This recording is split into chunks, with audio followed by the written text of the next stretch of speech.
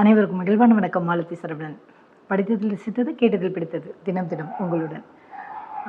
இன்னைக்கு நான் ஒரு 2 லைன் கேட்டேன். அது ரொம்ப எனக்கு பிடிச்சிருந்தது. அதான் உங்களோட ஷேர் பண்ணிக்கலான்னு.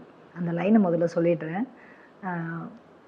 ஒரே மாதிரியான நாட்கள் வித்தியாசமான வருடத்தை தரும். வித்தியாசமான நாட்கள் ஒரே மாதிரியான வருடத்தை தரும். இது கொஞ்சம் குழப்பமாக இருக்கு இல்லையா? நான் எக்ஸ்பிளைன் பண்ணுறேன். அதாவது நம்ம செய்கிற செயல்கள் எதுவாக வேணாலும் இருக்கலாம். நம்மளுக்கு வாழ்க்கையில் எல்லாருக்கும் கோல் இருக்கும் இல்லையா? அந்த கோலை நோக்கி போகிறதுக்காக நம்ம முயற்சிகள் நிறைய செய்வோம்.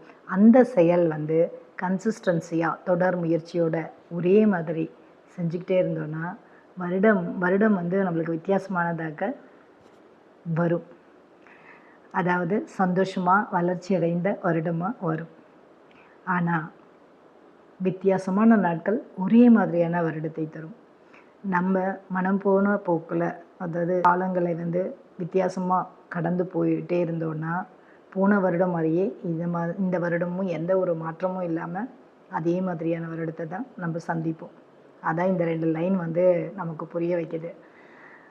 இது உங்களுக்கு புரிஞ்சிருக்கும்னு நினைக்கிறேன்.